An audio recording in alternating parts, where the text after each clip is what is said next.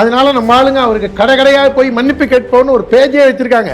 அவனுக்காவது doubt இருந்தா ஃபேஸ்புக்கில் போய் கடையாக போய் மன்னிப்பு கேட்போன்னு போட்டு பாருங்க, நாளைக்கு அந்த பேஜ் இருக்கு. என்னமோ இவர் சாரி கேட்டாராம், இவர் பெரிய ஹிட்லர், இவர் இறங்கி வந்து கேட்கறதுக்கு. இவர் பாவம் ஒரு ஆட்சித்திறன் இல்லாமல் இவர் வந்து பார்த்தா ஒரு 60-70 வருஷம் முன்னாடியான ஒரு இது. அந்த குடியில் இருந்தாக்க அந்த புள்ள வந்து ஒரு பெரிய இதெல்லாம் இருக்காமா ஒரு குறிப்பிட்ட இதில். அந்த மாதிரி இவரே ஏதோ ஒரு ஐயோ போகாம எதை கேட்டோம், அதோட கொடுமை பாருங்க. அவரை போய் கேட்குறாங்க அந்த அஜித் குமார் இதுக்கு, அதான் சிபிஐக்கு மாற்றியாச்சே, சிபிஐ போய் கேளுங்க. எப்போ சிபிஐக்கு ராத்திரி மாற்றுறாங்க, சிபிஐ 8ஆம் தேதி தான் டேக் ஓவர் பண்ண போகுது. ஆனால் இவர் வந்து அதான் சிபிஐக்கு மாற்றியாச்சே அப்படின்னு ஒரு அலட்சியமான பதில். அதாவது இவருக்கு தெரிஞ்சாதானங்க பதில் சொல்லுவார். அண்ணா நகர் பொண்ணு சிறுமிங்க 8 வயசுலேருந்து 10 வயசு வரைக்கும் அந்த குழந்தைய பாலியல் துன்புறுத்தல் பண்ணவங்களுக்கு சிபிஐ வழக்கு கேட்டதுக்கு இவங்க ஒத்துக்கல. ஆனால் இதுக்கு சிபிஐ கொடுக்குறாங்க. சாலிகிராமத்தில் நடந்த கூட்டத்தில் அந்த இன்ஸ்பெக்டர் கொஞ்சம் 2 பெண் தலைவிகள் கலந்து கொண்ட கூட்டத்தில், அதுவும் வந்து மகளிர் அணி ஏற்பாட்டில் நடந்த கூட்டத்தில் ஒரு அழகான எம்பியும் அதில் பேசுகிறாங்க. அதிரடியாக பேசக்கூடிய தூத்துக்குடி எம்பியும் அதில் கலந்துக்கிட்டாங்க. தூத்துக்குடி எம்பி வந்து எனக்கு வந்து நாங்கள் வந்து வண்டியில் மாடு கட்டணும் தான், அந்த வில்வண்டி மாடு. சரி வானா விடுங்க, நம்ம அடுத்த இது போவோம். அந்த அழகான எம்பின்னு சொன்னீங்களா, காலையில் சாயங்காலம் 4-6 மணிக்கு பொதுக்கூட்டம்னா அவங்க காலையில் ஒரு 9 மணிக்கெலாம் மேக்கப் ரெடி ஆகிடுவாங்க. அவங்கள தான் நீங்கள் சொல்கிறீங்கன்னு நினைக்கிறேன். அவங்க வந்து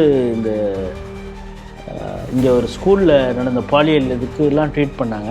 இப்போ பார்த்தா ஏதோ தேம்ஸ் நதிக்கரையில் ஏதோ புறாவெல்லாம் அப்படியே பார்த்துக்கிட்டே ரசிச்சு 1000 வேலை இருக்குங்க. நீங்கள் அவங்கள போய் தேவையில்லாமல் டிஸ்டர்ப் பண்ணாதீங்க. அவங்க ப்ரைவசியை போய் you are not suppose to intrude her privacy. நான் உங்களை வன்மையாக கண்டிக்கிறேன். அந்த இவங்க வந்து அந்த கூட்டத்தில் பளிச்சுன்னு யாராவது பார்க்க போகிறோம், அது காவலர்களா, அது யாராக இருந்தாலும் ஜெண்டர் வித்தியாசமே கிடையாது உங்களுக்கு. அதை பார்த்தோம்னா அந்த மாதிரி இது பண்ணாங்க. கரூரில் ஒரு ஆர்ப்பாட்டத்தில் ஒன்றிய செயலாளர் வந்து என்னை இடுப்பு கிழிட்டாரு அப்படின்னோன்னா ஸ்டாலின் அப்பா டோப்பா அப்பா கடுமையாக நடவடிக்கை எடுத்தார், சஸ்பெண்ட் பண்ணார். தெரியுமா யாரை? அந்த அம்மா யார் கம்ப்ளைண்ட் கொடுத்தாங்களோ. இதெல்லாம் இவ்வளவு நீட்டி முழக்கிற டேவிட்சன் தேவ ஆசீர்வாதம் அவர் வந்து நான் ஒரு பிள்ளையார் கூட வைக்க விடமாட்டேன் அப்படின்னு சொன்னா, அப்ப எழுப்புதல் கூட்டம் நடத்துறதுக்கு அவர் ஒத்துப்பாரா? அப்ப எல்லா இடத்துலையும் எழுப்புதல் கூட்டம் நடத்துறாங்க, சம்பந்தமே இல்லாம அந்த இடத்துல கிறிஸ்துவம் இருக்கானோ இல்லையோ ஒரு குருத்து கட்டுறான்.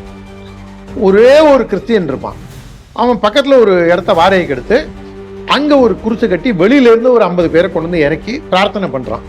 இதுக்கு பெட்டிஷன் கொடுத்தாக்க நடவடிக்கை எடுக்கிறாங்களா? டேவிட்சன் தேவ ஆசீர்வாதம். அவருக்கு நான் மதச்சாயம் பூச விரும்பல. பல நேரங்கள்ல அவர் நியாயமான கருத்துக்களை எடுத்து வைக்கும் போது டேய் பாப்பார பையல, டேய் சங்கி அப்படின்னா அவரை வந்து ரொம்ப விமர்சிக்கிறாங்க. ஆனால் ஐ டோன்ட் கேர் அப்படின்ட்டு போறாரு. அதனால நம்மளை விமர்சிக்க கூடாதுன்னு நம்ம விமர்சிக்கிறதுக்கு அப்பாற்பட்டவர்களாம் அதெல்லாம் கிடையாது. சுமந்த்ராமன் கேட்ட கேள்வி நியாயமான கேள்வி. அதில் அந்த அண்டா திண்டியில் கூட நம்ம மன்னிச்சிடலாம். அந்த ஒரு பையன் நெறியாளர் ஒரு பையன் இருக்கான் பாருங்க, இதை நான் ஏற்றுக்க மாட்டேன். டேய் நீ கூப்பிட்டதே தப்புடா. ஒரு மா சுப்பிரமணியன் சொன்னேன் சார், ஜாக்கியம் போயிட்டு வர நீங்க தானே சார் அது? இது ஜாக்கியம் பாருதா? அவரை பார்த்து நீங்க வாங்க சார் அப்படின்னா அவர் மாசு என்ன நினைச்சுப்பாரு, இவன் நம்மளை சார்னு சொல்றான், யார் அந்த சார்னு நம்மளை தானே எல்லாரும் சொன்னாங்க அப்படின்னா. அதுக்கப்புறம் அதே மாதிரி டபுள் வாட்ச் டக்லஸ், நான் யார் தெரியுமா? அவங்க போனாங்க, நீ யார்? ஆஃப்டர் ஆல் ஒரு ஓட்டர், உங்ககிட்ட 5 ஓட்டு இருக்குன்னா உன் வீட்டு வாசலில் நான் வந்திருக்கணுமா? எங்கள் தாத்தா யார் தெரியுமா? எங்கள் அப்பா யார் தெரியுமா? அப்படின்னு ஒரு வழக்கம் போல் ஃபீல் அவுட் உடனே கடைசியில் என்ன சொல்லுவாங்க, டே அதெல்லாம் இருக்கலாம்டா வாய முடுறா, இப்போ நீ யாருக்கு கொத்தடிமை வேலை செய்கிற தெரியுமா? மகா தத்திங்க, உலகத்திலேயே எதுவுமே எழுதி வச்சதை கூட பார்த்து படிக்க தெரியாதா அப்பனுக்கும் பிள்ளைக்கும் நீ சேவகம் செய்கிறடா நீ அப்படின்னு யாராவது கேட்டாங்கன்னா என்ன அவருக்கு சொல்லுங்க, ஹார்ட் அட்டாக் வந்துடாது அவருக்கு? அண்ணாதுரையோட நினைவு நாளில் சமபந்தி போஜனம் நீ ஏன் போடுற? அதுக்கு பதிலாக பசும்பொன் தேவரையாவுடைய நினைவு நாள்லையோ பிறந்த நாள்லையோ இந்த கப்பலோட்டி தமிழன் அந்த மாதிரி நீ தேசிய தலைவர் யாருக்கு வேணாலும் நீ பண்ணியிருந்திருக்கலாம். ஆனால் சாமியே இல்லைன்னு சொல்ல ஒரு ஆள், அதுவும் ரொம்ப கேவலமாக ராமாயணத்தை வந்து கம்பராமாயணத்தை கம்பரசம் அப்படின்னு எழுதி வக்கரத்தை குதூகுலித்த ஆள். அதாவது 10 வீல் லாரியாக இருந்தால் 10,000 ரூபா, 8 வீல் லாரியாக இருந்தால் 9,000 ரூபா, இந்த மாதிரி ரேட்டை வச்சு விற்கிறாங்க. 10 வீல் லாரி போகிற அளவுக்கு மண் திருடுறாங்கன்னா அப்போ ஜேசிபி வரணும். எவ்வளோ திருடுவாங்க. நான் 10 வீல் லாரி போனோம்னா அந்த ட்ரக்கு உள்ளே இறங்கணும்னா எம்மா மண் அங்கேருந்து எடுக்கிறாங்க, எவ்வளவு சூறையாடப்படுகிறது. நீங்கள் விவசாய நிலத்தில் மண் எடுப்பது தடை செய்யப்பட்டிருக்கு.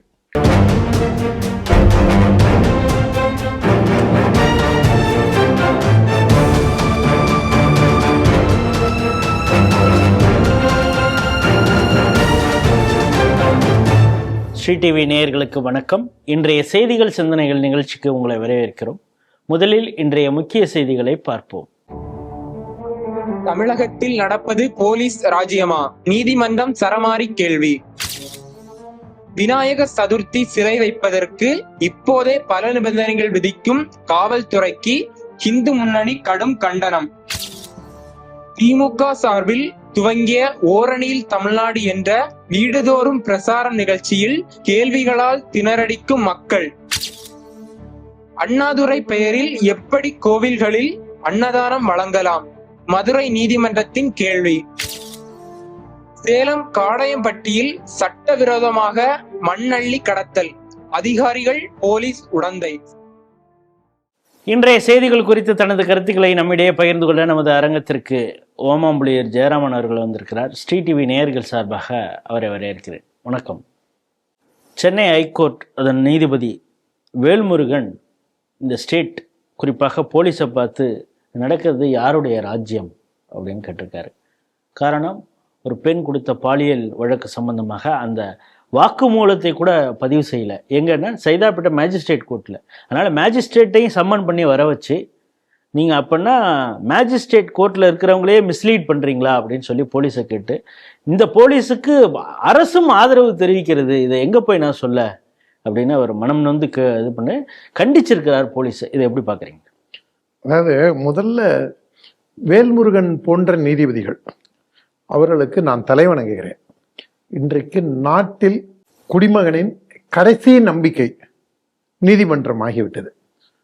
ஆட்சியாளர்கள் நான் பிஜேபியில் இருக்கேங்கிற காரணத்தினால நான் சார்ந்திருக்கிற கட்சியை பாராட்டுறேன், தயவு செஞ்சு யாரும் நினைக்காதீங்க. எனக்கு அரசியல் பிழைப்பு கிடையாது. ஒருவேளை நாளைக்கு பிஜேபியும் காங்கிரஸ் மாதிரி போகும் என்றால், குருஜி கோல்வல்கர் சொன்னது போன்று, தீனதயாள் உபாத்யாய் சொன்னது போன்று, ராமகோபாலன் சொன்னது போன்று இதுவும் மற்றொரு அரசியல் கட்சியாக போகும் என்றால் விலகும் முதல் ஆளில் நானும் A1 A2 A3 அந்த வரிசையில் வருவேன். இன்றைய வரைக்கும் இந்த கட்சி நாளைக்கும் அப்படிதான் நேர்மையாக, முடிந்த வரையில் நேர்மையாக செயல்பட்டு கொண்டிருக்கும் கட்சி. அதனால் இதில் பிரயாணிக்கின்றோம். இதில் வேல்முருகன் போன்ற நீதிபதிகள், ஆனந்த் வெங்கடேஷ், அப்புறம் நிறைய பேர், செந்தில்குமார், அப்புறம் இவர் சுவாமிநாதன், மாதிரி ஊர்பட்ட நீதிபதிகள், ஸ்ரீமதி மேடம், விக்டோரியா கௌரி, மாதிரி பல நேர்மையாளர்கள், சுப்பிரமணியம் நீதியரசர் SM சுப்பிரமணியம், மாதிரி நிறைய நீதிமான்கள் நல்லவர்கள். அது எந்த ஒரு ப்ரெஷருக்கும் ஈல்டாகாதவங்க இதில் இருக்கிற காரணத்தினால நீதி தேவதையானது அப்பப்போ வீழ்த்துக் கொள்கிறார். ஆனால் பல்வேறு நேரங்களில் நீங்கள் பார்த்தீங்கன்னா நமக்கே சங்கடமான சூழ்நிலைகள்லாம் கூட ஏற்படும். அதில் என்னால் பல்வேறு விஷயங்களை, என்னுடைய மன வருத்தங்களை லிஸ்ட் அவுட் பண்ண முடியும். ஆனால் பாசிட்டிவான விஷயத்தையே நம்ம மக்கள்கிட்ட சேர்ப்போம். நெகட்டிவான விஷயத்தை கொண்டு போய் திணிக்கிறதுக்கு நிறைய பேர் இருக்காங்க. பாசிட்டிவான விஷயத்தை கொண்டு போவோம்.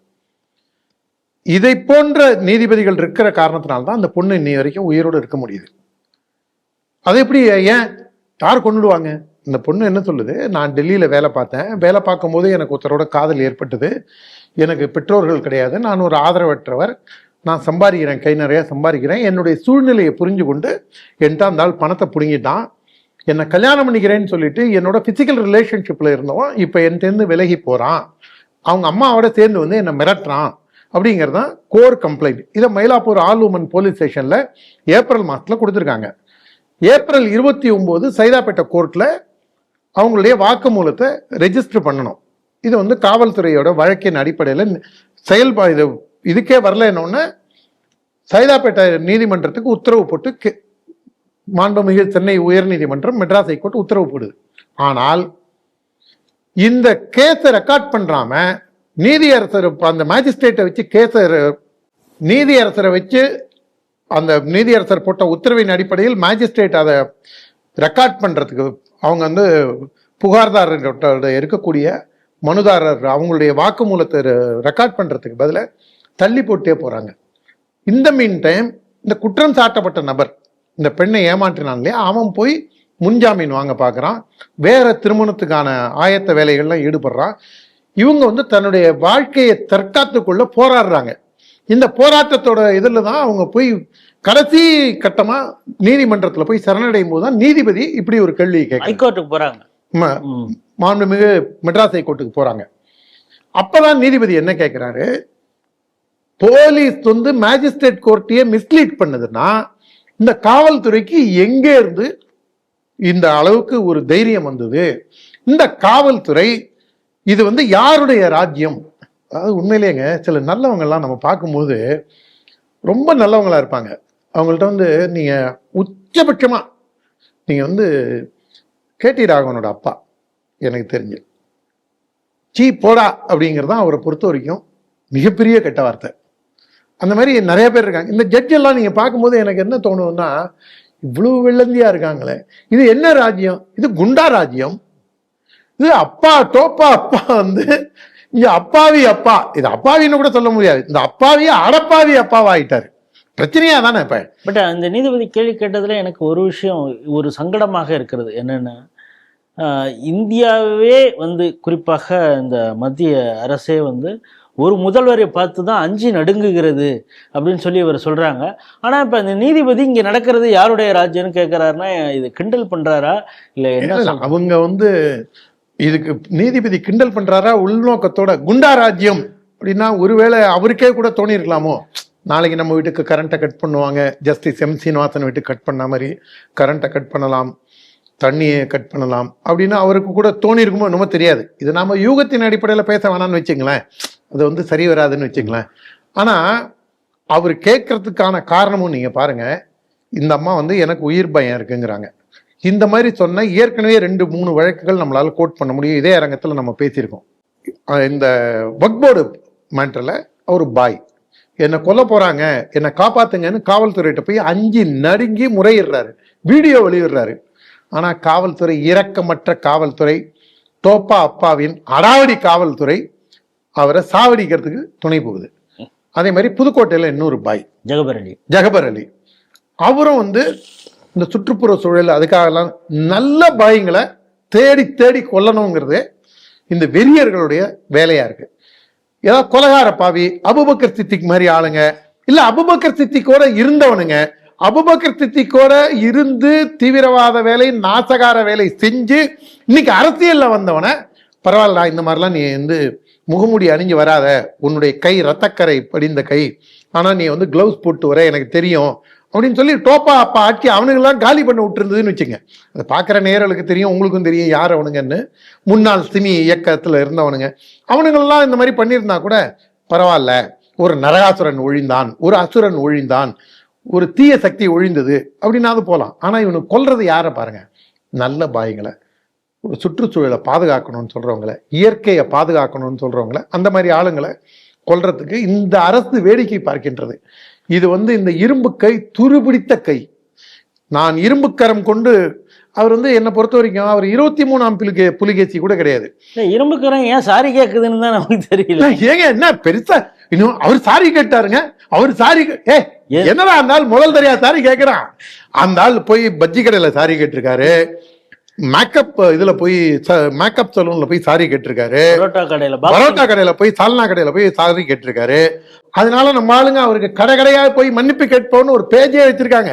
எவனுக்காவது டவுட் இருந்தா ஃபேஸ்புக்ல போய் கடையா போய் மன்னிப்பு கேட்போன்னு போட்டு பாருங்க, நாளைக்கு அந்த பேஜ் இருக்கு. என்னமோ இவர் சாரி கேட்டாராம், இவர் பெரிய ஹிட்லர், இவர் இறங்கி வந்து கேட்கறதுக்கு. இவர் பாவம் ஒரு ஆட்சித்திறன் இல்லாம, இவர் வந்து பார்த்தா ஒரு 60-70 வருஷம் முன்னாடியான ஒரு இது. அந்த குடியில இருந்தாக்க அந்த புள்ள வந்து ஒரு பெரிய இதெல்லாம் இருக்காமா ஒரு குறிப்பிட்ட இதுல. அந்த மாதிரி இவரே ஏதோ ஒரு ஐயோ போகாம எதை கேட்டோம், அதோட கொடுமை பாருங்க. அவரை போய் கேட்குறாங்க அந்த அஜித் குமார் இதுக்கு, அதான் சிபிஐக்கு மாத்தியாச்சே, சிபிஐ போய் கேளுங்க. எப்ப சிபிஐக்கு ராத்திரி மாத்துறாங்க, சிபிஐ 8ஆம் தேதி தான் டேக் ஓவர் பண்ண போகுது. ஆனா இவர் வந்து அதான் சிபிஐக்கு மாத்தியாச்சே அப்படின்னு ஒரு அலட்சியமான பதில். அதாவது இவருக்கு தெரிஞ்சாதானங்க பதில் சொல்லுவாரு. அண்ணா நகர் பொண்ணு சிறுமிங்க, 8 வயசுல இருந்து 10 வயசு வரைக்கும் அந்த குழந்தைய பாலியல் துன்புறுத்தல் பண்ணவங்களுக்கு சிபிஐ வழக்கு கேட்டதுக்கு இவங்க ஒத்துக்கல. ஆனா இதுக்கு சிபிஐ கொடுக்குறாங்க. இதை முடிக்கிறதுக்கு முன்னாடி என்னுடைய தனிப்பட்ட அனுபவத்தை சொல்றேன். ஒரு பிரச்சனை, ஒரு குடும்பத்துக்குள்ள பிரச்சனை. அந்த பிரச்சனைக்கு அந்த கணவர் பயங்கரமா டார்ச்சர் பண்ணிட்டே இருக்காரு, சரக்கு அடிச்சு டார்ச்சர் பண்ணிட்டே இருக்காரு. அவங்களால ரியாக்ட் பண்ண முடியல. வயசானவங்க, அப்பா அம்மா வயசானவங்க, இவங்களாலையும் ஒன்றும் ஹேண்டில் பண்ண முடியல. சின்ன குழந்தைங்க. இந்த ஆவடி டெப்டி கமிஷனர் யார் அந்த சாரை விசாரிச்சாங்க பாருங்க, அந்த மேடம், அவங்கள போய் நேராக பார்க்குறேன். அவங்க கூப்பிட்டு ஸ்டேஷனுக்கு இன்ஸ்ட்ரக்ஷன் கொடுக்குறாங்க. அதுக்கப்புறமா அந்த ஸ்டேஷனில் ஸ்ட்ரிஞ்சன்ட் ஆக்ஷன் இல்லை. திரும்பியும் நான் பார்க்க போகும்போது அந்த அம்மா யார் அந்த சார் விசாரணைக்கு அந்த டிசி போயிடுறாங்க. ஆனால் நான் அந்த ஆஃபீஸில் இருக்கிற ஒருத்தரை கூப்பிட்டு நான் என்னாருங்க அதுங்க இதுங்கன்னு சொல்லி இது பண்ணோன்னே, நீங்கள் அந்த ஸ்டேஷனுக்கு போங்க, இன்ஸ்பெக்டரை பாருங்கங்கிறாங்க. இன்ஸ்பெக்டரை என்னால் பார்க்கவே முடியலைங்க, எஸ்ஐ அலோவ் பண்ண மாட்டாங்க அப்படின்னு. இப்போ போங்க நான் சொல்லிடுறேன். நான் ஸ்டேஷனுக்குள்ளே நுழையும் போது இன்ஸ்பெக்டர் அம்மா வெளியில் வர பார்க்குறாங்க. என்னை பார்த்துட்டு உள்ளே போயிடுறாங்க. உள்ளே போனோடனே என்னை கூப்பிட்டு ஏன் என்னை பார்க்கலைன்னாங்க. இந்த எஸ்ஐ தாங்க உங்கள்கிட்ட வந்திருக்காரு அப்படின்னு சொன்னாங்க. நீங்கள் என்னை பார்த்துட்டே வேகமாக போயிட்டீங்க, உங்களுக்குள்ளே நடந்த கான்வர்சேஷன் எனக்கு தெரியாது அப்படின்னு சொல்லி அந்த டிசி ஆஃபீஸு அதுக்கப்புறம் என்னுடைய பின்புலத்தை சொல்லி, நான் இப்போ என்ன பண்ணோங்கிறீங்க, ஏங்க என் உயிரை வாங்குறீங்க, உங்கள் உயிரை வாங்க நான் வரலைங்க, நீங்கள் அப்படியே விட்டுருங்க. அந்த வயசானவங்க யாராவது ஒருத்தர் செத்து விடுவாங்க. செத்து போனதுக்கப்புறம் இது சோஷியல் மீடியா எல்லாத்துலேயும் வரும். அப்போ நான் இதை பற்றி உங்கள்கிட்ட பேசணுங்கிறது இல்லை, உங்களை மீடியாவும் சிஎம் ஆஃபீஸும் மீதி பேரும் உங்களை விசாரிப்பாங்க, அப்போ நீங்கள் பேசிங்க அப்படின்னு நான் சொன்னதுக்கப்புறம் தான் அவங்க இந்த களத்திலேயே இறங்கி இந்த கேஸை பற்றியே கேட்குறாங்க. அஜித்குமார் செத்த பிறகு அப்ரூவல் இல்லாத தனிப்படை கிடைச்சது மாதிரி அதுக்கப்புறம் தான் அந்த அம்மாவுக்கு ஓ இவன் இப்படிலாம் கொண்டு போவான் போல இருக்குன்னு அதாவது நான் இதை எதுக்காக சொல்ல வரேன்னா, ஒரு 30-35 வருஷமா காவல்துறையை டீல் பண்ற நமக்கே இந்த மாதிரி, நமக்கே அப்படின்னா உனக்கு என்னடா ஏகாரம், நீ ஒரு சாதாரண சங்கி பைய. ஆமாம், நான் சாதாரண சங்கி பைய தான். ஆனால் 30-35 வருஷமா போலீஸ் சகவாசம் இருக்கிற நம்மையே இந்த போலீஸ் இவ்வளவுலாம் பண்ணுதுன்னா, ஒரு சராசரி மனிதன் காவல் நிலையம் சென்றால் இவர்கள் எப்படி துன்புறுத்துவார்கள் என்பதை நான் என்னுடைய அனுபவத்தில் உணர்ந்ததை உங்களிடம் சொல்கின்றேன். நான் யாரையும் குற்றம் சொல்லும் நோக்கத்தில் சொல்லவில்லை. ஆனால் இந்த ஆட்சியாளர்கள் சரியில்லாத காரணத்தால், இந்த ஆட்சியாளர்கள் மீது பயமில்லாத காரணத்தால் காவல்துறை எப்படியெல்லாம் செயல்படுகின்றது என்பதற்கு என்னுடைய தனிப்பட்ட உதாரணத்தை சொல்றேன். அதே மாதிரிதான் பாதிக்கப்பட்ட இந்த பெண்ணு, டெல்லியில வேலை செஞ்ச பெண்ணு, கடைசியா என்ன சொல்றாங்க, இந்த கேஸ போலீஸ் டெல்லிக்கு டிரான்ஸ்பர் பண்ண பாக்குறாங்க, அப்பதானே அவன் ஜாலியா இருக்க முடியும், இவ்வளவு அவன் காலி பண்ண முடியும் அப்படின்னு சொல்றாங்க. இந்த நீதி அரசரை நான் உண்மையிலேயே நான் தொழ வேண்டியவர். மனித உருவில் இருக்கும் தெய்வமாகத்தான் நல்ல நீதிகளை வழங்கக்கூடிய நீதி அரசர்களை நாம் போற்றுகின்றோம். தமிழகத்தில் குண்டாராஜ்யம் நடக்கின்றதா என்பதை மறைமுகமாக இன்று நீதியரசர் கேள்வி எழுப்பியிருக்கின்றார். நீதி தேவையானது வழக்கம் போல் தினசரி இந்த திராவிட மாடல் ஆட்சியை கூப்பிட்டு குட்டு வைத்துக் கொண்டே, முகத்தில் அரைந்து கொண்டே நீதி தேவதை இருக்கின்றாள் என்பதைத்தான் இது காட்டுகின்றது. நமக்கு தெரியும், இந்த சிவகங்கையில் அது லாக்அப் டெத்துன்னு சொல்ல முடியாது. ஏன்னா போலீஸ் ஸ்டேஷனில் நடந்தால் என்ன லாக்அப் டெத்து, வேறு விதமாக குற்றம் சாட்டப்பட்ட ஒரு நபரை அடிச்சே கொண்டுட்டாங்க போலீஸு. அதற்கு பிறகு சாரி கேட்டார் முதல்வருங்கிறதை தாண்டி அவர் வைத்திருக்கக்கூடிய துறை, காவல்துறையிலிருந்து டேவிட்சன் தேவ ஆசீர்வாதம் என்ன பண்ணுறாருன்னா, பல இன்ஸ்ட்ரக்ஷன்ஸை போலீஸ் கொடுக்குறாரு. அதுக்கு முன்னாலேயே டிஜிபி என்ன சொல்கிறாரு, தனிப்படை இது சட்டத்திற்கு புறம்பாக செயல்பட்ட தனிப்படை, அதாவது தென்காசி, திருநெல்வேலி, மதுரை இந்த மாவட்டங்களில் மட்டும் செயல்பட்டுச்சான், வேற எங்கேயும் இருக்கா இல்லையாங்கிறது இன்னொரு ஆள் யாராவது செத்த பிறகு நமக்கு தெரியுமா என்னன்னு தெரில, அதெல்லாம் நாங்கள் கலைச்சிடணும் அப்படின்ட்டு இருக்காங்க. அதுக்கு பிறகு டேவிட்சன் இவர் ஒரு லிஸ்ட்டு கொடுக்குறார். பெண் போலீஸாரை தேவையில்லாத போஸ்டிங்கில் அவங்கள போடக்கூடாது, வர புகார்தாரர்களை எப்படி ஹேண்டில் பண்ணுங்கிறது, இது போல் குற்றவாளிகள் நீங்கள் சந்தேகப்படக்கூடிய நபர்களை எப்படி ஹேண்டில் பண்ணுங்கிறது போல் பல விஷயங்களை சொல்லிவிட்டு, சரி இதெல்லாம் இப்போ சொன்னால் ஒரு கிக்கு இருக்காது, இது சாதாரணமாக போலீஸ் டிபார்ட்மெண்ட்டில் சொன்னது தானே, இது நடவடிக்கை எடுத்திருக்காங்க அப்படின்னு சொன்னால், ஆனால் ஒரு விவாதம் இருக்கணும், ஒரு பரபரப்பு இருக்கணும் அப்படிங்கிறதுக்காக ஒரு பெப்பர் தூவுறாரு. என்னென்னா, இந்த ஆண்டு வரக்கூடிய விநாயகர் சதுர்த்தியில் சென்ற ஆண்டை விட ஒரு விநாயகர் கூட அதிகமாக இருக்கக்கூடாது எண்ணிக்கையில் அப்படின்னு சொல்லியிருக்காரு. இதை கண்டித்து இந்து முன்னணி காட்டமாக தன்னுடைய கண்டனத்தையும் தெரிவித்திருக்கிறது. இதை எப்படி பார்க்குறீங்க? நீங்கள் அவர் கொடுத்த இதில் என்ன சொன்னீங்க, பெண் போலீஸை எங்கே அனுப்பக்கூடாதுன்னு, அது தேவையில்லாத போஸ்டிங்லாம் அவங்கள போட்டு பெரிய கூட்டங்களுக்கெல்லாம் பாதுகாப்புக்கு ஆமா, திமுக கூட்டத்துக்கு அதான் நான் சொல்ல வந்தேன். அதாவது பெண் போலீஸை திமுக கூட்டத்துக்கு அனுப்பிச்சிடாதீங்க. நான் இப்போ வந்து 10 லட்சம் பேர் நம்ம மதுரையில கொண்டோம், யாருக்கும் எந்த பிரச்சனையும் இல்லை. மகளிர் போலீஸ் இயல்பா இருந்தாங்க. அவங்களும் கந்த சஷ்டி கவசம் பாடின வீடியோ கூட இருக்கு. யாராவது பாட்டு போட்டுறாதீங்க, அவங்கள சஸ்பெண்ட் பண்ணிடுவாங்க. ஆனா அந்த அளவுக்கு கட்டுப்பாட்டோட நம்ம அந்த இடத்த கிளீன் பண்ணி எந்த விதமான ஒரு இதுவும் இல்லாம நம்ம நடத்தணும். ஆனா திமுக கூட்டங்கள்ல பாருங்க, ஒரு மிகப்பெரிய தமிழ் நடிகை இன்னைக்கு ஒரு தேசிய கட்சியில் இருக்காங்க. அவங்க திமுகவில் இருக்கும்போதே அந்த நடிகையோட இடுப்புகள் நோனவு தான் இந்த பயிலுவார். இத்தனைக்கும் கருணாநிதிக்கு ரொம்ப வேண்டப்பட்டவங்களா அவங்க அறியப்பட்டவங்க. அதே மாதிரி போலீஸ் சாலிகிராமத்தில் நடந்த கூட்டத்தில் அந்த இன்ஸ்பெக்டர் கொஞ்சம் 2 பெண் தலைவிகள் கலந்து கொண்ட கூட்டத்தில், அதுவும் வந்து மகளிர் அணி ஏற்பாட்டில் நடந்த கூட்டத்தில் ஒரு அழகான எம்பியும் அதில் பேசுறாங்க. அதிரடியாக பேசக்கூடிய தூத்துக்குடி எம்பியும் அதில் கலந்துக்கிட்டாங்க. தூத்துக்குடி எம்பி வந்து எனக்கு வந்து நாங்கள் வந்து வண்டியில் மாடு கட்டணும் தான், அந்த வில்வண்டி மாடு. சரி வானா விடுங்க, நம்ம அடுத்த இதுக்கு போவோம். அந்த அழகான எம்பின்னு சொன்னீங்களா, காலையில் சாயங்காலம் 4-6 மணிக்கு பொதுக்கூட்டம்னா அவங்க காலையில் ஒரு 9 மணிக்கெல்லாம் மேக்கப் ரெடி ஆகிடுவாங்க. அவங்கள தான் நீங்கள் சொல்கிறீங்கன்னு நினைக்கிறேன். இல்லை, அவங்க வந்து இந்த இங்கே ஒரு ஸ்கூலில் நடந்த பாலியல் இதுக்கு எல்லாம் ட்ரீட் பண்ணாங்க. இப்போ பார்த்தா ஏதோ தேம்ஸ் நதிக்கரையில் ஏதோ புறாவெல்லாம் அப்படியே பார்த்துக்கிட்டே ரசிச்சு 1000 வேலை இருக்குங்க. நீங்கள் அவங்கள போய் தேவையில்லாமல் டிஸ்டர்ப் பண்ணாதீங்க. அவங்க ப்ரைவசியை போய் you are not suppose to intrude her privacy. நான் உங்களை வன்மையாக கண்டிக்கிறேன். அந்த இவங்க வந்து அந்த கூட்டத்தில் பளிச்சுன்னு யாராவது பார்க்க போகிறோம், அது காவலர்களா, அது யாராக இருந்தாலும் ஜெண்டர் வித்தியாசமே கிடையாது உங்களுக்கு. அதை பார்த்தோம்னா அந்த மாதிரி இது பண்ணாங்க. கரூரில் ஒரு ஆர்ப்பாட்டத்தில் ஒன்றிய செயலாளர் வந்து என்னை இடுப்பு கிழிட்டாரு அப்படின்னா ஸ்டாலின் அப்பா டோப்பா அப்பா கடுமையாக நடவடிக்கை எடுத்தாரு, சஸ்பெண்ட் பண்ணார். தெரியுமா யார? அந்த அம்மா யார் கம்ப்ளைண்ட் கொடுத்தாங்களோ அப்பேற்பட்ட கட்சி. நான் அந்த கட்சியை வந்து மனசுல வச்சுட்டு தான் இவருக்கு. அதுக்கப்புறம் இந்த மணிப்பூர்ல பெண்களுக்கு வந்து பாலியல் துன்புறுத்தல், அதற்கு கண்டிச்சு தென்காசியில ஆர்ப்பாட்டம் நடந்தது. அந்த ஆர்ப்பாட்டத்திலே கலந்துகிட்ட ஒரு பெண் வந்து இந்த கட்சிக்காரனுடைய பெண்களுக்கு எதிராக இருக்கானுன்னு அவங்க அந்த மேடையிலே சொன்னதும் இருந்தது. அவங்களையும் கடைசியில் சஸ்பெண்ட் பண்ணாங்கன்னு நினைக்கிறேன். அது எல்லா விதமான கூத்துக்களும், அதாவது திராவிட முன்னேற்ற கழகம்ங்கிறது ஜெயகாந்தன் சொன்னதுதான் எனக்கு ஞாபகத்துக்கு வருது. இப்போ கூட நீங்க வாட்ஸ்அப் வெறியர்கள் ஃபார்வர்ட் பண்றாங்க. அது ஜெயகாந்தன் சொன்ன சத்திய வார்த்தை. இந்த சமுதாயத்திற்கு விரோதமான சிந்தனைகளையும் செயல்பாடுகளையும் கொண்ட தீய சக்திகளின் வக்கர மனம் கொண்டவர்களின் கூடாரம் தான் திராவிட முன்னேற்ற கழகம். இதை நான் சொல்லலை, ஜெயகாந்தன் சொல்லியிருக்காரு. அதுவும் நம்ம சாரங்கபாணி கோனாரோட கிளாஸ்மேட் அவர் சொல்லியிருக்காரு. கடலூர்ல ஒன்னா படிச்சவங்க அவர் சொல்லியிருக்காரு. அவருடைய மீசை அப்படி முறுக்கிறதுக்கு ஒரு அர்த்தம் இருக்கு. அர்த்தம் எல்லா பயிலும் மீசை வச்சுட்டு சுபவி மாதிரி இது இதுக்கே கள்ளக்காதலுக்கே வந்து ஒரு உரை எழுதுவார்ல, அந்த மாதிரி இல்லை. அந்த மாதிரி இவருக்கு டேவிட்சன் ஆசீர்வாதத்துக்கு ஒரு பிரச்சனை என்னன்னா, நம்மளுடைய இன்றைய எஜமானர்கள் திராவிட முன்னேற்ற கழகம், இந்த ஆள் டோப்பா அப்பா வந்து 24ஆம் புலிகேசியா இருக்கிறவரு நிஜமாவே புலிகேசியா இல்லை நிஜமாவே மன்னரா அப்படின்னு அவருக்கும் ஒரு டவுட்ல சரின்னு இப்படி ஒரு ஆழம் பார்க்குறாரு. குரங்கு குட்டி விட்டி ஆழம் பார்த்த கதையா. நான் என்ன சொல்கிறேன், அவர் வந்து ஸ்டேஷனில் கம்ப்ளைண்ட் கொடுத்தா நீங்கள் எல்லாம் முறைப்படி எல்லாம் செய்யணும். அதுலேயே அவர் சொல்கிறார், காவலர்களுக்கும் சில ஸ்பெசிஃபிகேஷனை சொல்கிறார். சிஎஸ்ஆர் கொடுக்கணும் அப்படிங்கிறார். நக்கீரன் ஒரு பத்திரிக்கை, என்ன இதுன்னு தெரில, டிரைவருக்கும் அவங்க ஃபேமிலிக்கும் என்ன கனெக்ஷன்னு தெரில. இல்லை, நீங்கள் என்ன கேட்டது மாதிரி அவங்களுடைய ப்ரைவசியில் நம்ம பண்ணலாம். இல்லை, ப்ரைவசிக்குள்ளே போலிங்க. ஆனால் அருணன் ஒரு ஆள் இருக்கான் பாருங்க, சீமான் கூட போடா பைத்தியம் அப்படின்னு திட்டினாரு. அந்த அருணன் அப்படிலாம் நடக்கலை அப்படின்னாரு.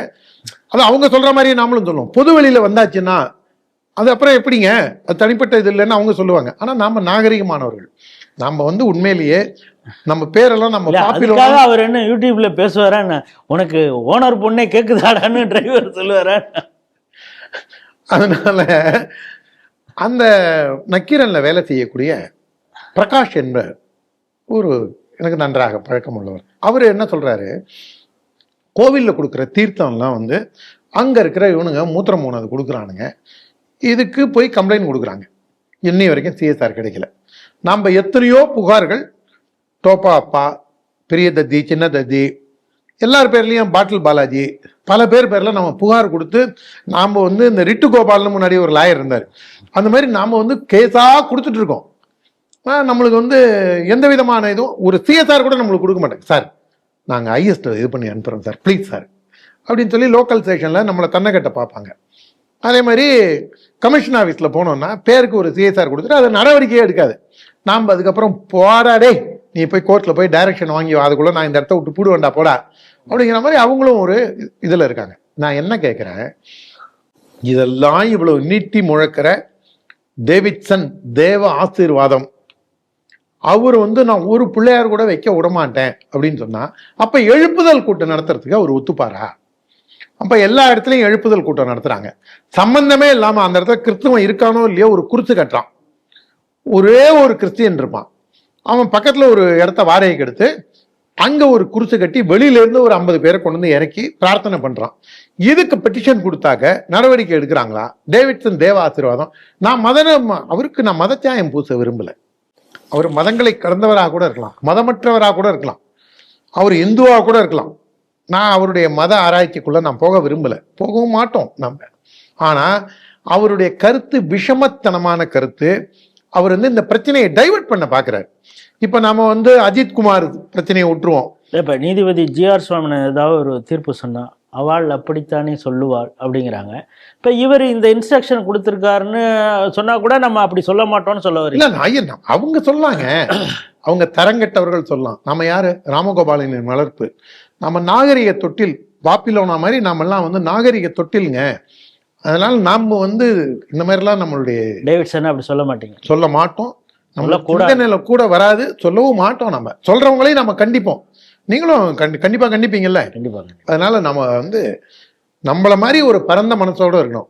அவள், உச்சிக்குடுமி மன்றம், ஊறுகாய் மாமி, இந்த மாதிரி எத்தனையோ வச்சிருக்காங்க, ரம்மி ரவி, அப்படிலாம் எத்தனையோ பயிலுக. எல்லாரையும் பரிகாசம் பண்றதுல இவனுங்களை அடிச்சுக்க ஆள் கிடையாது. எல்லாரையும் உடனே கேவலப்படுத்த வேண்டியது. நாம இவரை கேவலப்படுத்துறதுனா படுத்த முடியாது நம்மளால. நம்ம அரசியல் ரீதியா அல்லையா பாபு, ஏன்னா அவர் அரசியல் இருக்காரு, இவர் அரசியல்ல கிடையாது. இவர் போய் நம்மளுக்கு பதில் சொல்லிட்டு இருக்கவும் முடியாது, அவருக்கு அதுக்கு நேரமும் இல்லை. பெரிய படித்தவருங்க, ஐபிஎஸ் படித்தவர். அவர் இப்போ வந்து ஏடிஜிபியா இருக்காரு. அவரு தான் இந்த கேஸுக்கும் அஜித் குமார் கேஸ்ல கூட அவர் தான் போன் பண்ணி சொன்னாருங்கிறாங்க. அவர் தான் வந்து நமக்கு தெரியாது, ஆனா அது சம்பந்தமா நமக்கு தெரியாது. சோசியல் மீடியால சொல்றாங்க, சட்டத்துக்கு புறம்பா நடக்க கூடாது, நான் சட்டத்துக்கு புறம்பாக நடந்தால் நான் கடுமையான நடவடிக்கை எடுப்பேன் அப்படின்னு சொல்றது யாருன்னு பார்த்தா. பட் சட்டத்திற்கு புறம்பாக என்னுடைய டெலிஃபோன்கள்லாம் ஒட்டு கேட்கப்படுகிறது, வாட்ஸ்அப் மெசேஜஸ் எல்லாம் பார்க்குறது. ஏற்கனவே அண்ணாமலை இவர் மீது தானே குற்றச்சாட்டு சொல்லி, இவர் ஏற்கனவே பாஸ்போர்ட் மோசடியில மாட்டினவருங்க. இவர் விசாரணை போயிட்டு இருக்கு, அது முழுசா தெரியல. பட் அவர் மீது குற்றச்சாட்டு அண்ணாமலை இல்ல. ஏன் இப்ப மெட்ராஸ் கமிஷனரா இருக்கிற பேர்ல வேற கேஸ் தானே இருக்கு, அருண் பேர்ல. அந்த பேர்ல வேற பல குற்றச்சாட்டுகள் இருக்கு. பாஸ்போர்ட்டுக்கு இவர் இது பண்ணாரு, ஃபேக் பாஸ்போர்ட்டுக்குன்னு இல்லையல்ல. இப்ப டிஜிபியா இருக்கிற ஒரு பேர்ல இல்ல. இப்ப அதே மாதிரி இன்னொருத்தர் அசலாக்கருக்கு, அவர் பேர்லாம் இந்த மாதிரி இல்ல. இருக்கிறதுனால பேசப்படுது, ஏதோ இருக்கு. இவர் என்ன ஒரே ஏரியால இத்தனை பாஸ்போர்ட்டுக்கு ஏன் கொடுத்தாருன்னு அண்ணாமலை கேட்கிறாரு, ஒட்டும் கேட்கிறாரு அப்படின்னு. இவர் வந்து எதெல்லாம் சட்டத்துக்கு புறம்பான செயலோ அதெல்லாம் செஞ்சுட்டு இவரே அனைவரும் சட்டத்தை கடைபிடியுங்கள், இது வந்து கொலகார பாவி, அதுவும் கசாப்பு கடைக்காரன் வச்சிருக்கிறவன் வள்ளலார் தத்துவத்தை போதிக்கிற மாதிரி தான் இந்த ஏடிஜிபியோட ஸ்டேட்மெண்ட் நம்ம பார்க்க வேண்டியதா இருக்கு. 1000 குற்றச்சாட்டுகள் வந்தாலும் ஆதவன் மறைவதில்லை அப்படிங்கிறது மாதிரி அந்த ஆதவனை வந்து அஸ்தமிக்க விடாமல் இருப்பதற்காக, அதாவது அந்த உதயசூரியனை அஸ்தமிக்க விடாமல் நம்ம கடலூர் ஆதவன், பிஜேபி ஆதவன மாவட்ட தலைவராக இருந்தார், அவரை சொல்றீங்களோ நினைச்சேன். அந்த உதயசூரியனை எப்பொழுதும் பட்டொளி வீசி பிரகாசமாக வச்சிருக்கிறதுக்காக ஓரணியில் தமிழ்நாடு அப்படின்னு சொல்லி, அதாவது வாக்காளர் அந்த சீட்டில் இருக்கக்கூடிய எல்லாரையும் கட்சியில் சேர்க்கலாம் அப்படிங்கிற ஒரு எண்ணத்தோடு தெரு தெருவாக வீடு வீடாக போய் சந்தித்து எல்லார் வீட்டு வாசல்லையும் ஓரணியில் தமிழ்நாடுங்கிற ஒரு ஸ்டிக்கரை ஒட்டிட்டு வராங்க. அவங்களுக்கு சம்மதம் இருக்கிறதோ இல்லையோ எல்லா இடத்துலையும் ஒட்டிடுவாங்க போல இருக்குது. ஒட்டக்கூடாதுன்னு சொன்னால் அந்த வீட்டை என்ன பண்ணுவாங்கன்னு தெரியல. ஆனால் இப்போ தான் கிக் ஸ்டார்ட் பண்ணியிருக்காங்க நேற்று.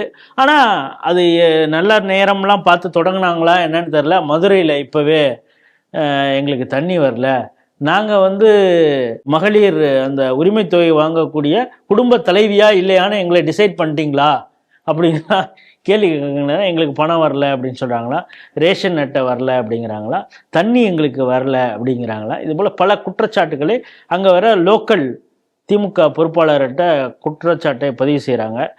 இவங்க செட்டப் பண்ணிட்டு தான் போகிறாங்க. அப்படியும் கூட அங்கே வந்து ஆன் த ஸ்பாட் பல பேர் பல கேள்வி கேட்குறாங்க. இதை எப்படி பார்க்குறீங்க?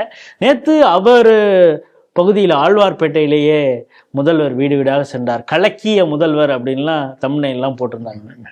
அது போடுறவன் யாருன்னா, நீங்கள் பார்த்தீங்கன்னா திமுக காலில் விழுந்து திமுக காலை கழுவி குடிச்சு டிவி அதுக்குன்னே ஒரு 4-5 சேனல் டிபேட் நடத்துவோம் பாருங்க. அதாவது ரோம் நகரம் பத்தி எரியும் போது நீரோ மன்னன் பிடில் வாச்ச கதையா நேத்திக்கும் பல்வேறு பிரச்சனைகள் அந்த அஜித்குமார் இல்லை.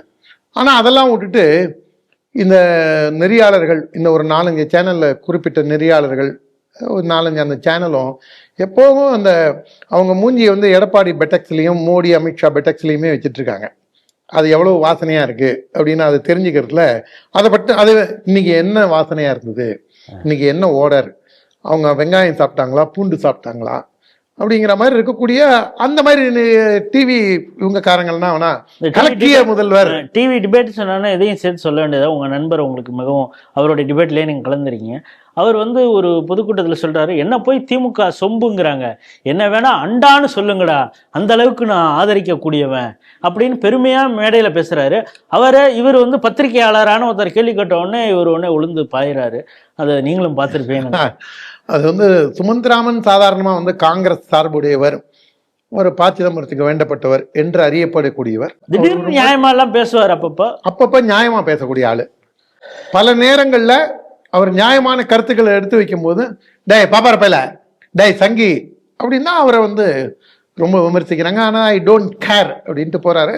அதனால நம்மளை விமர்சிக்க கூடாதுன்னு நம்ம விமர்சிக்கிறதுக்கு அப்பாற்பட்டவர்களா அதெல்லாம் கிடையாது. சுமந்த்ராமன் கேட்ட கேள்வி நியாயமான கேள்வி. அதுல அந்த அண்டா திண்டில கூட நம்ம மன்னிச்சிடலாம். அந்த ஒரு பையன் நெறியாளர் ஒரு பையன் இருக்கான் பாருங்க, இதை நான் ஏத்துக்க மாட்டேன்.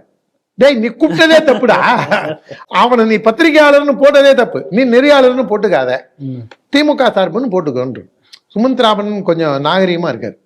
நம்மள மாதிரி ஆளா இருந்தா அந்த நெறியாளரை பார்த்து அதுவும் இஷ்டம்தான்ப்பா நீ, ஆனா இங்க பாரு நீ நெறியாளர்னு என்னமோ போட்டுக்காத, திமுகவின் காலை வேற ஏதாவது கழுவி குடிக்கிறோம், வேற ஏதாவது நினைச்சுக்க கூடாதுல்ல, யாரும் காலை கழுவி குடிக்கிறோம், திமுகக்கு எண்ணெய் போட்டு உருவி விடுறோம் அப்படின்னு உன்னால நீ போட்டுக்க, எங்களுக்கு அப்ஜெக்ஷன் கிடையாது. ஆனா நெறியாளர், நான் நடுநிலையாளர், இந்த ஹைகோர்ட்லாம் நம்ம கிட்ட சொல்லக்கூடாது அப்படின்னு நம்ம சொல்லியிருந்துக்கணும். பாவம் சுமந்த் கொஞ்சம் நாகரிகமா இருக்காரு. அதனால இந்த மாதிரி இதுதான் நெறியாளரும் டிவியில வேலை செய்யக்கூடிய திமுகவின் கைக்கூலிகளும் தான் கலக்கிய முதல்வர். ஒரு முதல்வரை கூடங்க ஐயோ பாவம் வயசானவர் பெரியவர், இந்த அடுத்து சின்ன தத்தியை வந்து தொலைஞ்சிருச்சுன்னா என்ன பண்றது அப்படின்னு சொல்லி அதனால பெரிய தத்தியை ஏதோ என்டர்டெயின் பண்ணி சரி வந்துட்டு போறாரு, விடுங்க. என்ன இருந்தாலும் முதல்வர், அவங்க அப்பா ஒரு காலத்துல சிறப்பா பேசக்கூடியவர் அப்படிங்கிற ஏதோ ஒரு காரணத்துக்காக அவரும் அவர் 50 வருஷமா அரசியல் இருக்க உடுப்பா அப்படின்னு இருந்துடலாம். ஆனா சைதாப்பேட்டை சட்டமன்ற தொகுதி கொஞ்சம் யோசிச்சு பாருங்களேன். ஒரு மா. சுப்பிரமணியன் போயிட்டு வர நீங்க தானே சார் அது பாருதா அவரை பார்த்து நீங்க வாங்க சார் அப்படின்னா அவர் மாசு என்ன நினைச்சுப்பாரு, இவன் ஏன் நம்மளை சார்னு சொல்றான், யார் அந்த சார்னு நம்மளதானே எல்லாரும் சொன்னாங்க அப்படின்னு. அதுக்கப்புறம் மாசுவால் அங்க போக முடியுமா? அல்லையா பாபு இருக்காரு, அவர் அந்த ஊர்ல எல்லாரையும் வம்பிழுத்து வச்சிருக்காரு அவர் இருக்கக்கூடிய பகுதியில. அதுவும் அவர் பொண்ணு காதல் கல்யாணம் பண்ணிடுச்சுன்னு சம்மந்தி வீட்டுக்காரங்கள்லாம் பொய் வழக்க போட்டு டார்ச்சர் பண்ணி இந்த லோக்கல்ல இருக்கிறவங்களெல்லாம் எதிர்ப்பை சம்பாரிச்சு அவரு அந்த விதமான ஒரு அங்க அப்படி ஒரு இதா இருக்காரு. பாட்டில் பாலாஜி அங்க போனா அவர் போனா என்ன சொல்லுவாங்க, யோ ஏன் 10 ரூபா வாங்கி உயிரெடுக்கிற, அந்த 10 ரூபா இருந்ததுன்னா நாங்க இன்னும் கொஞ்சம் நிறைய குடிப்போம்ல அப்படின்னு சொல்லலாம். இல்லைன்னா என்ன சொல்லலாம், உடன்பிறப்பு இருந்து இவங்களுடைய ட்ரக் அடிக்ட் ஆகிட்டான்னு வச்சுங்க, குடி நோய்க்கு அடிக்ட் ஆயிடுறான்னு வச்சுங்க, அவர்கிட்ட என்ன சொல்லுவான், ஏங்க பிளாக்ல கண்ணாடி விற்கிறாங்க, 24 மணி நேரமும் விற்கிறதுக்கு ஏற்பாடு பண்ணக்கூடாதா, நாங்க இதுக்காக கடை 11 மணிக்கு எப்போ திறப்பீங்க 12 மணிக்கு எப்போ திறப்பீங்கன்னு இருக்க முடியுமா, இல்லை பிளாக்லயா வாங்க முடியும் அப்படின்னு கேட்கப்படலாம். பொன்முடி போனார்னா என்ன பண்ணும், பொன்முடி போனார்னா அவரு பொன்முடியே கேட்டுறக்கூடாதுல்ல, நீங்க சைவமா வைணவமா அப்படின்னு கேட்டுருவாரோங்கிற ஒரு அச்சம் இருக்கும். அவர் பொன்முடி வந்து அதுக்கப்புறம் அவரே அப்படி சொல்ல மாட்டான், நீ எப்படி போடுவீங்களா அப்படி போடுவீங்களான்னு. அதனாலதான் நம்ம அதுக்குள்ள போவேனாங்கிறதுதான் இப்படி சொன்னேன். அவர் பொன்முடிக்கும் இப்படி கேட்கப்படலாம். அதே மாதிரி டபுள் வாட்ச் டக்ளஸ், நான் யார் தெரியுமா, அவங்க போனாங்க, நீ யார், ஆஃப்டர் ஆல் ஒரு ஓட்டர், உங்ககிட்ட 5 ஓட்டு இருக்குன்னா உன் வீட்டு வாசல்ல நான் வந்திருக்கணுமா, எங்க தாத்தா யார் தெரியுமா, எங்க அப்பா யார் தெரியுமா அப்படின்னு ஒரு வழக்கம் போல பீல் அவுட்ட உடனே கடைசியில் என்ன சொல்லுவாங்க, டே அதெல்லாம் இருக்கலாம்டா வாய முடுறா, இப்ப நீ யாருக்கு கொத்தடிமை வேலை செய்யற தெரியுமா, தத்திங்க உலகத்திலேயே எதுவுமே எழுதி வச்சதை கூட பார்த்து படிக்க தெரியாத அப்பனுக்கும் பிள்ளைக்கும் நீ சேவகம் செய்யறடா நீ அப்படின்னு யாராவது கேட்டாங்கன்னா என்ன அவரு சொல்லுங்க, ஹார்ட் அட்டாக் வந்துடாது அவருக்கு. இது வந்து மிகப்பெரிய இந்த ஒன்றிணைவோம் வா. அது எப்ப கொரோனா காலத்துல எல்லாரும் வந்து இதா இருக்கும் போது ஒன்றிணைவோம் வா. இதாவது எவ்வளவு ஒரு வக்கரமாவே இருக்காங்க பாருங்க. இப்ப இந்த அமைச்சர்கள் எல்லாம் நீங்க அடுத்தது உதயநிதி டேக் ஓவர் பண்ண போறாருல, ஸ்லோவா இந்த டிரான்சிஷன் ஸ்டார்ட் ஆயிடுச்சுல. நீங்க பாத்தீங்கன்னா உதயநிதி தான் இப்பதான் ஏதோ கொஞ்சம் கம்மியாயே அந்த அமித்ஷா வந்து ஒரு நாள் வந்து பெரிய இவரா அப்படியா இப்படியான்னு எல்லாம் இது பண்ணிட்டு இல்லைங்க நான் எதுவும் சொல்லிங்க அந்த பேட்டி பார்த்துருப்பீங்கன்னு நினைக்கிறேன். அதுக்கப்புறத்துல இந்த சின்ன தத்தி கொஞ்சம் அடக்கியே வசிக்கிறார் பாருங்க. அது முன்னாடி வரைக்கும் பெரிய தத்தி அவ்வளவா பெருசா இதெல்லாம் இது பண்ணதில்லை. அவங்க அப்பா இப்ப திரும்பி அப்பா தான் களத்துக்கு வர்றாரு. என்ன காரணங்கிறது தெரியல, இதுக்கு பின்னாடி என்ன இருக்கு அப்படிங்கிறது தெரிஞ்சாதான். அந்த கட்சியிலேயே ஒரு அணியில இல்லாம இருக்காங்கிற சந்தேகம் உங்களுக்கு இருக்குதா? கிட்டத்தட்ட அப்படிதான். ஏன்னா திடீர்னு கனிமொழிக்கு அங்க ரூம் கொடுக்குறாங்க. நீங்க இதெல்லாம் நல்லா கவனிச்சு பாருங்க. துரைமுருகனை இவங்க முன்னிறுத்தி ஐசோலேட் பண்றாங்கன்னு நக்கீரன் விட்டு பேச வைக்கிறாங்க. ஆனா இதை தாண்டி வேற ஏதோ அங்க நடக்குது. அது வந்து அப்பாக்கும் பிள்ளைக்கும் சண்டையா, இல்ல அத்தைக்கும் மருமகனுக்கும் சண்டையா, இல்ல அண்ணனுக்கும் தங்கச்சிக்கும் சண்டையா? இந்த சண்டையில மருமகன் என்ன பண்றாருங்கிறது. மருமகன் வந்து எல்லாத்தையும் சைலண்ட் வேடிக்கை பார்க்கக்கூடிய ஆள். அவரு வந்து ஜாலியா அவர் இதா போயிட்டு இருக்காரு. அதனால இவ்வளவு பிரச்சனை இருக்கும்போது தான் இவங்க என்ன சொல்றாங்க, இந்த இதுக்கு நிகழ்ச்சிக்கு பேரு இந்த ஓரணியில் தமிழ். ஓரணியில் முன்னாடி உங்க குடும்பம் ஓரணியில் இல்ல, உங்க ஆட்சி ஓரணியில் இல்ல, உங்களுடைய கட்சி ஓரணியில் இல்ல, எல்லா ஊர்லயும் உங்களுக்கு பிரச்சனை. அங்க மூர்த்திக்கும் டபுள் வாட்ச் டக்ளஸுக்கும் பிரச்சனை. கொங்கு பெல்ட்ல அது எல்லாத்தையும் தாண்டி பெரியசாமியும் இன்னொரு அமைச்சரும் அவர் பெரிய தன்னை மேதாவியா நினைச்சுக்கிறாரு. எங்களெல்லாம் பார்த்தா தற்குறியா நினைச்சுக்கிறாரு. பணக்கார வீட்டு பிள்ளையா இருந்தா என்ன வேணா பேசுறாரு. அந்த பேட்டி உங்களுக்கு ஞாபகம் இருக்கும்னு நினைக்கிறேன். அந்த அளவுக்கு அந்த கட்சிக்குள்ள உள்கட்சி விஷயங்கள். இவரை பொன்முடிய கட்சி விட்டு நோச்சினா கூட அங்க லட்சுமணன், மாவட்ட செயலாளர் லட்சுமணன், அமைச்சர் எல்லாரையும் தாண்டி தான் தான் அங்க பெரிய ஆளுன்னு காமிச்சுக்கிறதுல அவரும் அங்க குறியா இருக்காரு. அதனால இவ்வளவு ஏவாவேலுக்கும் பிரச்சனையா இருக்குது. அங்க அவ்வளவு தூரம் இந்த மாதிரி உள்கட்சி விஷயங்கள் நிறைய இருக்கு. நம்ம இதை பேசுறோம்னா இன்னும் 1 மணி நேரம் கூட நம்ம பேச முடியும். அந்த அளவுக்கு பிரச்சனைகளை வச்சுட்டு தான் இவங்க ஓரணியில் திரள்வோம். அதாவது இந்த கொரோனாவை ஜாஸ்தி ஆக்கிறதுக்கு தான் அந்த மாதிரி சொன்னாங்கன்னு அப்போ ஒரு இது இருந்தது. இப்ப இந்த ஓரணியில் திரள்வோம் போகும்போது வீட்டுக்கு போகும்போது என்ன கேட்குறாங்க, அவன் வந்து ட்ரைனேஜுக்கோ இது பைப்பு போடுறதுக்கோ ரோடை வெட்டிட்டு மூடுறான். மண்ணை போட்டு ஒழுங்கா மூடி தண்ணியை ஊட்டி கியூரிங் பண்ணி சமமா ஆக்கினா பிரச்சனை இல்லை. அவன் மூடிட்டு போயிடுறான். ஒரு மழை பெஞ்சோன்னா அந்த இடம் உட்காந்துருது. வண்டி போச்சுன்னா அதை வாங்கி வண்டி எடுக்கவே முடியாத அளவுக்கு ஆயிடுது. இந்த ஒரு பிரச்சனையே எல்லா வீட்லையும் சொல்றாங்க. நீங்க சொன்ன மாதிரி மகளிர் உதவித்தொகை அது ஒரு பிரச்சனை. அதுக்கப்புறம் லோக்கல் கவுன்சிலர்களோட டார்ச்சர் அந்த ஒரு விஷயத்த சொல்றாங்க. இதெல்லாம் இவங்க பூச்சி முழுகிறதுக்கு ஒரு வீட்டில் செட்டப் பண்ணி வச்சுட்டு மாவட்ட செயலரையும் அமைச்சரையும் அழிச்சிட்டு போனா இதையும் தாண்டி அவன் எகிர்றான் பாருங்க. இவங்க டேமேஜ் கண்ட்ரோல் பண்ண போறாங்க. அந்த டேமேஜ் கண்ட்ரோலே உங்களுக்கு மிஸ்ஃபயர் ஆகுது. திராவிட முன்னேற்ற கழகம் என்னைக்குமே வந்து நெரேட்டிவ் செட் பண்றதுல அவங்க வந்து என்னைக்குமே அவங்களுடைய சில விஷயங்களை நாமளும் வந்து அவங்கள்ட்டேருந்து நம்ம சில விஷயங்களை நல்ல விஷயங்களை எடுத்துக்கணும். நீங்க பாருங்க, டேமேஜ் கண்ட்ரோலா இருக்கட்டும், நரேட்டிவ் செட் பண்றதா இருக்கட்டும், இது ரெண்டும் திராவிட முன்னேற்ற கழகம் அரசியல் சித்து விளையாட்டுல அவங்க ரொம்ப காலமா பிஹெச்டியில் இருக்காங்க. ஆனா அவங்களே இப்ப திணற அளவுல இருக்கு. இந்த களம் இன்னைக்கு திமுகக்கு எதிராக இருக்கு. ஏன்னா அவருக்கு ராசி இல்லையோன்னு தோணுது. ஏன்னா ஒரு வாரத்துக்கு முன்னால வேலூர்ல போய் ஒரு மருத்துவமனையை திறந்து வைக்கிறாரு. ஒரு வாரமா அது மூடி இருக்குது. இப்ப அதை எதிர்த்து அதிமுக போராட்டம் பண்ணியிருக்காங்க. அப்புறம் மேட்டூர்ல போய் தண்ணியை திறந்து வைக்கிறேன்னு அது வந்து பிடபிள்யூல இருந்து யாராவது பண்ணணும். இவர் போய் திறந்து வைக்கணும்னு போனாரு. கடமடைக்கு தண்ணி வரல அப்படின்னு சொல்லி அதிமுக போராட்டத்தை. நல்ல வேளை நீங்க அதை சொன்னீங்க. நான் ஒரு வாரம் ஓமாமலியூர்ல இருந்தேன். காவேரி கொள்ளிடத்துல 75,000 கன அடி தண்ணி மேட்டூர் அணைக்கு தண்ணி வருது காவேரியில. அதுல 50,000 கன அடியை கொள்ளிடத்துல திறந்து விடுறாங்க. ஆனா என்ன கொடுமை பாருங்க, அணக்கரையில ஆரம்பிச்சு கொள்ளிடம் இது இருக்கு பாருங்க, அந்த சிதம்பரம் டு சீர்காழி போற கொள்ளிடம் அது வரைக்கும் போற தெற்கு ராஜன் வாய்க்கால், வடக்கு ராஜன் வாய்க்கால், இந்த 2 பகுதியிலையும் கிட்டத்தட்ட 1,00,000 ஏக்கர் சாகுபடி. அந்த 1,00,000 ஏக்கர் சாகுபடி பரப்புல இருக்கக்கூடிய வடக்கு ராஜன் வாய்க்காலையும் தெற்கு ராஜன் வாய்க்காலையும் காய போட்டுட்டு கொள்ளிடத்துல தண்ணியை திறந்து விடுறாங்க. நீங்க 2 வாய்க்காலையும் குடிமராமத்து பண்ணியிருந்தீங்கன்னா வெட்டுமால் வெட்டியிருந்தீங்கன்னா அது இதெல்லாம் ஒரு மாசம் முன்னாடியே செஞ்சிருந்தீங்கன்னா பிரச்சனை இல்லை. நாளைக்கு அணைக்கரை திறக்க போறாங்கன்னா இன்னைக்கு காலையில போய் ஜேசிபியை வச்சு சுரண்டுறாங்க. எங்க இருந்து உருப்பிடும்? இல்லை, நீங்கள் விவசாயி மாதிரி விவசாயி தான் நீங்கள் இப்போ பார்த்துக்கிறீங்க, நீங்கள் பேசுகிறீங்க. ஆனால் நானும் டெல்டாக்காரன் தான் சொல்லி இப்படி உள்டாலக்கடி பண்ணியிருக்கேன். அவருக்கு விவசாயம்னா அவர் கரும்பு தோட்டத்துக்குள்ள இது போட்டு போறவர், கான்கிரீட் போட்டு போறவருங்க. எனக்கு இவ்வளவு பிரச்சனை இருந்தா கூட நான் வரப்புல தான் நடந்து போறேன், செருப்பை கட்டிட்டு தான் நடந்து போறேன். கான்கிரீட் போட்டுட்டு நம்ம போறது கிடையாது.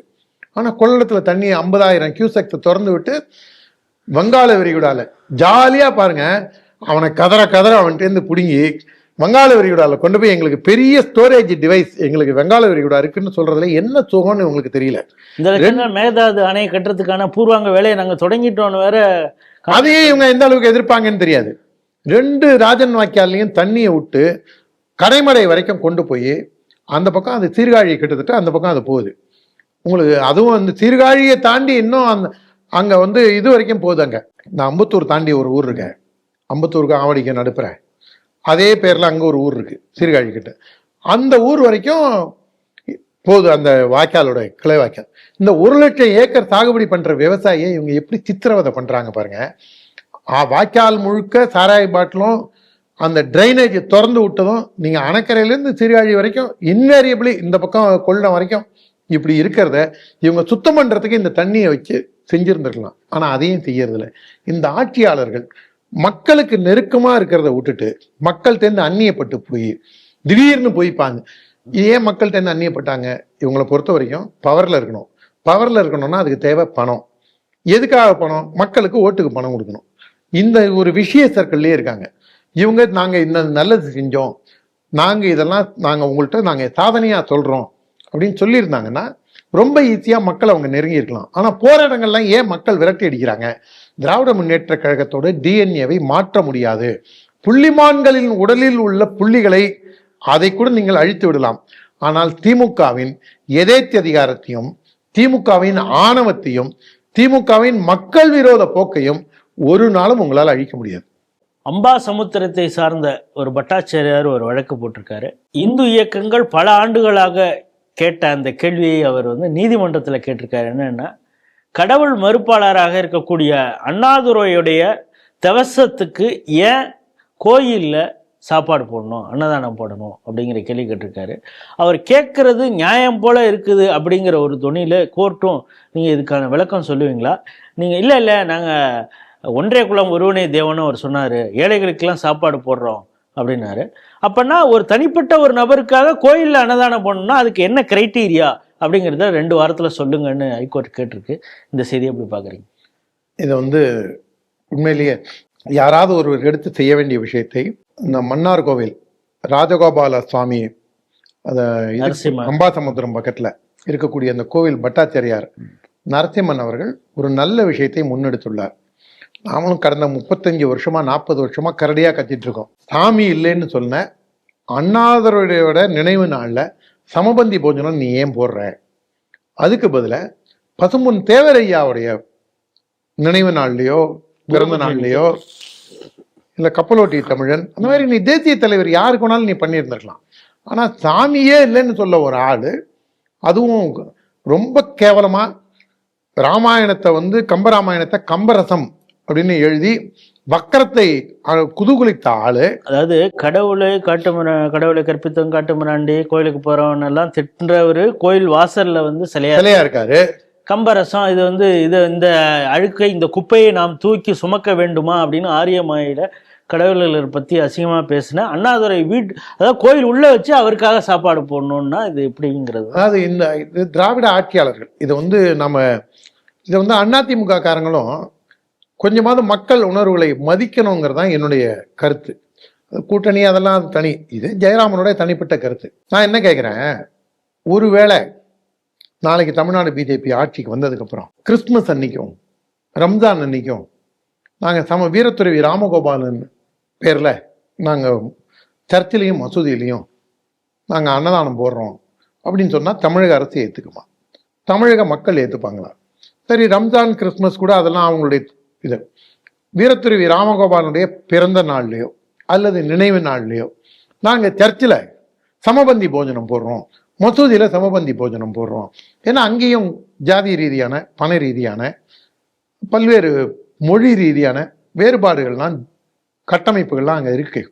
அதை களையறதுக்கு அங்கே எல்லாருக்கும் ஒரே இதாக தன் வாழ்நாள் முழுவதும் சமூக பணி ஆற்றிய கோபால்ஜி ராமகோபாலன் தீண்டாமை எந்த ரூபத்தில் வந்தாலும் எதுக்கணும்னு தானே சொன்னார். அதில் வந்து நீங்கள் இந்து மதத்தில் மட்டும் இருக்குங்கிறீங்க, அவரே உங்கள்கிட்டையும் தீண்டாமை இருக்குடா.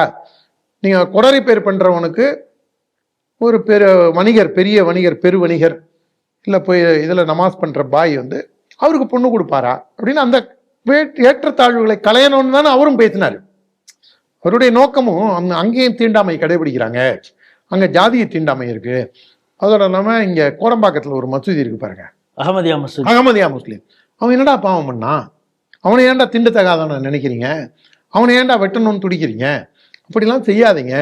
இறைவன் படைப்பில் அவனும் அல்லாஹ் தானடா கும்பிடுறான் அப்படின்னு தானே வீரத்துறை ராமகோபாலன் அங்கேயும் ஏற்றத்தாழ்வு தானே அவரும் தகர்த்தெறியறதுக்காக முயற்சி செஞ்சாரு. அப்ப வீரத்துறவி ராமகோபாலனுடைய பெயர்ல நினைவு நாள்லயோ பிறந்த நாள்லயோ தமிழக பாஜக ஆட்சிக்கு வந்த உடனே நானே நாளைக்கு சிஎம் ஆயிடுறேங்க, இல்லை ஒரு அறநிலைத்துறை அமைச்சராவோ இல்லை ஏதோ ஒரு பவர்ஃபுல் மினிஸ்டர் ஆயிடுறேன், நான் இதை கொண்டு வரணும்னு சொல்லி போராடி கொண்டு வந்துடுறேன், இவங்கெல்லாம் ஏற்றுப்பாங்களா? இதுக்கு எதிர்ப்பு தெரிவிக்கிறவன் எவனாவது இருந்தான்னா அப்போ அதையும் எதிர்க்கணும். நீங்கள் லாஜிக்கலாக பாருங்க. ஒன்றே குலம் ஒருவனே தேவன் சொன்னாரு, அவர் வந்து ஏழையின் சிரிப்பில் இறைவனை பார்ப்பேன்னு சொன்னாரு. ஒன்றே குலம் ஒருவனே அப்படின்னா மசூதியிலையும் நடந்திருக்கணும். ஏன் அங்க அதை இது பண்ணலையே? ஏன் அதை பண்ணல? அங்க நீங்க பண்ணலாம? நீங்க மதச்சார்பற்ற அரசுன்னு சொல்லிட்டு என்னுடைய இதை மட்டும் புடுங்கிக்கிறீங்க நீங்க. அப்ப மதச்சார்பற்ற அரசுனா என்ன பண்ணும்? சர்ச்சையும் மசூதியும் அவங்களுடைய நிர்வாகத்துல எடுத்துக்கணும். மொத்தத்துல அறநிலைத்துறைன்னு வச்சிருங்க. நீ இந்து அறநிலைத்துறைன்னு வைக்காம இப்ப கொஞ்சம் கொஞ்சமா இந்த இந்துங்கிறத இவங்களே எடுக்கிறாங்க பாருங்க. ரிலீஜியஸ் என்டோன்மெண்ட் போர்டுன்னு வச்சுட்டு நீங்க அதையும் இதையும் எடுங்க, தனித்தனி டிவிஷனா வைங்க, சப் டிவிஷனா வைங்க, யார் கேட்க போறாங்க? அதனால மிக நியாயமான கோரிக்கை. வாழ்நாள் எல்லாம் இறைவனை தூற்றிய கிருபானந்த வாரியாரால் விமர்சிக்கப்பட்ட பாரதிதாசனால் பேசிய அதெல்லாம் நம்ம போனோம்னா பெரிய அதாவது நானும் அதை படிச்சிருக்கேன். வேண்டாம் படிக்கவே சங்கடமா இருந்ததுங்க. நம்மளுடைய தரத்துக்கு, நம்மளுடைய ஒரு தகுதிக்கு ரொம்ப அது ஒரு வானா விட்டுருங்களேன். நீங்க சொன்னதுதான் கரெக்ட், அதனால அதை விடுங்க. அதோட ஈவேரா அவரை பேசாத பேச்சா ஒரு 11 வருஷம் 2 பேரும் மாத்தி அது வந்து அதுல பெருமையா வேற சொல்லிப்பாங்க. அவர் வந்து நம்ம கொஞ்சம் ரொம்ப நாகரிகமா இதை பிரசன்ட் பண்ண பாக்குறோம். நீ வந்து தவறி பிறந்த குழந்தை அப்படின்னு சொல்லி அவர் இதுக்கான வார்த்தையை நீங்க கலோக்கியல் லாங்குவேஜ்ல ஈவேரா சொன்னதை புரிஞ்சுங்க எல்லாரும். அதுக்கு அதனாலதான் நாங்க உங்களை அப்பான்னு கூப்பிடுறோம்.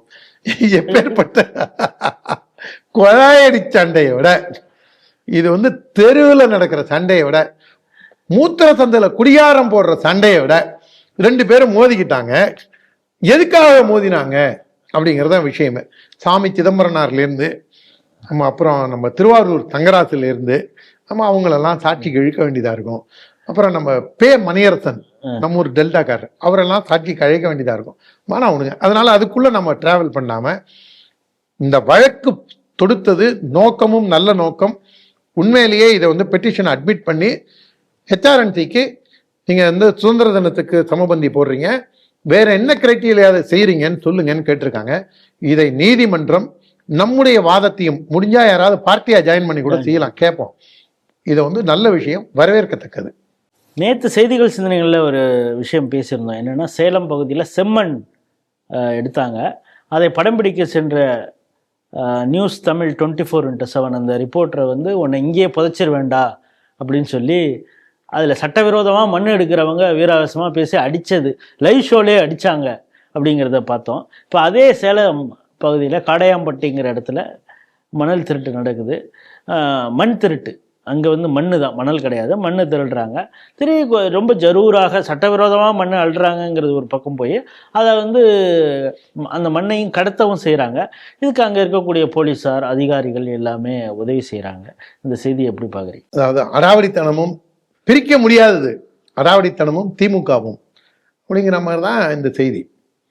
இதில் இந்த மண்ணை திருடி எங்கே கொண்டு போகிறாங்கன்னு பாருங்கள். ஓமலூருக்கு தான் அதிகமாக கொண்டு போகிறாங்க. 10 வீல் லாரியாக இருந்தால் 10,000 ரூபா, 8 வீல் லாரியாக இருந்தால் 9,000 ரூபா, இந்த மாதிரி ரேட்டை வச்சு விற்கிறாங்க. 10 வீல் லாரி போகிற அளவுக்கு மண் திருடுறாங்கன்னா அப்போ ஜேசிபி வரணும். எவ்வளவு திருடுவாங்க, எவ்வளோ திருடுவாங்க. ஏன்னா 10 வீல் லாரி போனோம்னா அந்த ட்ரக்கு உள்ளே இறங்கணும்னா எம்மா மண் அங்கேருந்து எடுக்கிறாங்க, எவ்வளவு சூறையாடப்படுகிறது. நீங்கள் விவசாய நிலத்தில் மண் எடுப்பது தடை செய்யப்பட்டிருக்கு, நீங்கள் பர்மிஷன் இல்லாமல் எடுக்கவே முடியாது. அதுவும் என்ன பண்ணுறாங்க இவங்க, அதில் தான் அங்கே நிற்கிது இந்த திமுகவோட நயவஞ்சக திருட்டுத்தனம். காரில் ஜைலோ கார்லேயோ இல்லை ஏதோ ஒரு சின்ன கார்லேயோ இவனை என்ன பண்ணுறானுங்க, கடத்தரில் குந்திக்கிறானுங்க. அந்த நிலத்துக்கு போகிற வழியில் பத்திரிகையாளரோ வேறு ஏதாவது அரசு இவங்க பல பேரை செட் பண்ணிட்டு தான் போகிறாங்க. செட் பண்ணிட்டு போகும்போது அது இல்லாமல் வேற யாராவது வந்துட்டா என்ன பண்ணுறதுன்னு காரில் இருந்து அங்கே திருடுறவனுக்கு இன்ஃபர்மேஷன் கொடுக்குறான்.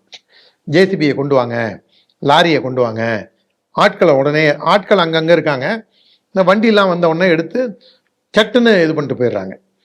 இதுக்கு அடியாட்களையும் எங்கேஜ் பண்ணுறாங்க டெய்லி பேசிஸில். இதை இன்னொரு கொலை எப்போ நடக்கும்னு தெரியல, அந்த அளவுக்கு தான் இங்கே வந்து ஏற்கனவே ஒரு கொலை நடந்துருங்கிறதுனால தான் போலீஸ் அங்கே இருக்கக்கூடிய அதிகாரிகள்லாம் சப்போர்ட் பண்ணுறாங்க. வேண்டாம், எங்கள் மேலே லாரி ஏற்றி கொண்டுறாத, அந்த அளவுக்கு இவங்க. இதை திரும்பியும் நம்ம ஊர் பக்கம் பார்த்தீங்கன்னு வச்சுங்க, இன்வேரியபிளி சைக்கிளில் மணல் கடத்துறாங்க. அதுவும் எப்படி கடத்துறாங்கன்னு பாருங்க. நாம் வந்து முன்னாடி பள்ளிக்கூடம் படிக்கிற காலத்தில் சைக்கிள் இருந்து பாருங்க, அந்த சைக்கிள் இப்போ பார்த்தா முன்னாடி வந்து மாட்டு வண்டி இருந்தது. என்னடா அது டிராக்டர் வர ஆரம்பிச்சிருச்சு, மாட்டு வண்டி இருக்கேன்னு பார்த்தா மாட்டு வண்டியை மண் அள்ளுறதுக்கு வச்சிருந்தாங்க. இப்போ மாட்டு வண்டியை போட்டு கொடுத்துட்றாங்கங்கிற காரணத்தினால மாட்டு வண்டியில் இது பண்ணால் எவனாவது சொல்லிடுறான், எடுத்துகிட்டு வரதுக்கு லேட் ஆகுதுன்ட்டு இவன் என்ன பண்ணுறான், சைக்கிளை வாங்குறான். நம்ம பள்ளிக்கூடம் படித்த காலத்தில் இந்த சைக்கிளை வாங்கி 2 சாக்கு, அந்த சாக்கு 2 எந்த ஊரில் இருக்கீங்க, அந்த ஜீனி சாக்கு இருக்குது பாருங்க, ஜீனி மூட்டை சாக்கில் எடுத்து கேரியரில் வச்சுக்கிறான்.